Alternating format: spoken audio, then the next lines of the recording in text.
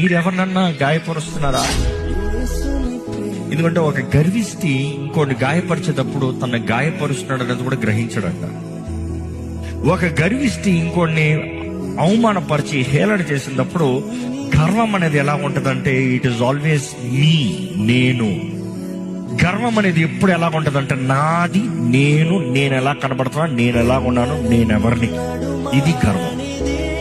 ఈ గర్విష్టి ఎప్పుడు ఇంకోటి పట్టించుకోడంట. దేవుడు వాక్యం చూసినప్పుడు గర్విష్ఠులు మాత్రం దేవుడు ఏ మాత్రం ఊరుకుంటాం కనబడదు. గర్విష్ఠులు అంటే దేవునికి అసహ్యం అంట. గర్విష్ఠులు దేవుడు ఏం చేస్తాడంట?